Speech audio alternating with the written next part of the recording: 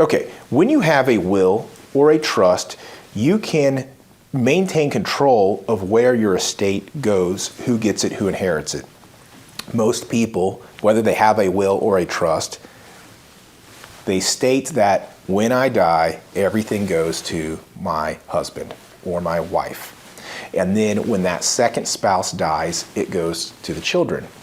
However, if you do not have a will or a trust, the problem is that Oklahoma law says half goes to the spouse, half goes to the children.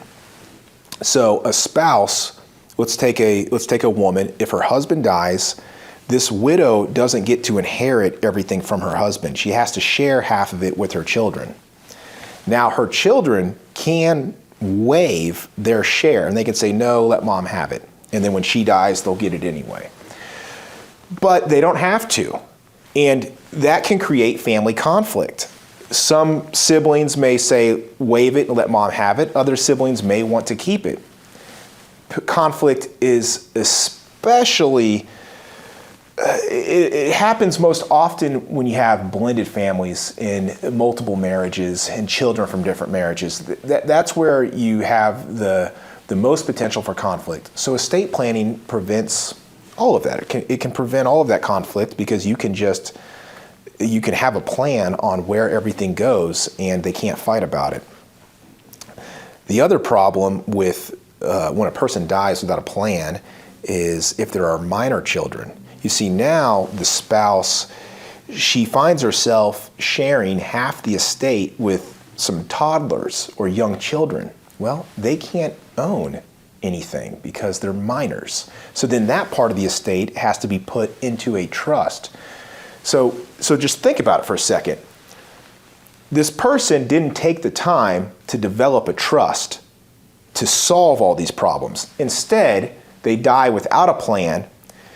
The surviving spouse has to hire a lawyer, has to go to court, and then the judge makes them create a judicially created trust to hold the estate for the children. So it's whether you wanted a trust or not, it got created anyway, except it got created by a judge. And it doesn't get to have all of the options and all of the things that you could have put in it had you created the trust. So then what happens is the children at age 18 get to take the property.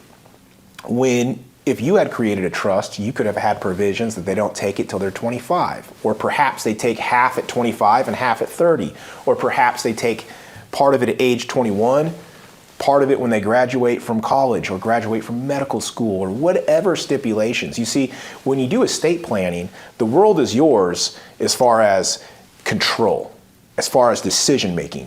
You can put as much or as little control over your estate as you want, and you can put provisions as to when your children inherit, and you can mandate ages, you can mandate conditions that have to be fulfilled. You can also protect your children.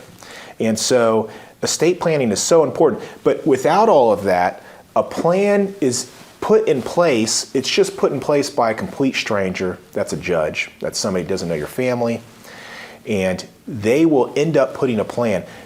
The other sad part is that it's more expensive to have your survivors, your surviving spouse, go to court and have a judge do this than if you were to just hire my office to do it for you right now.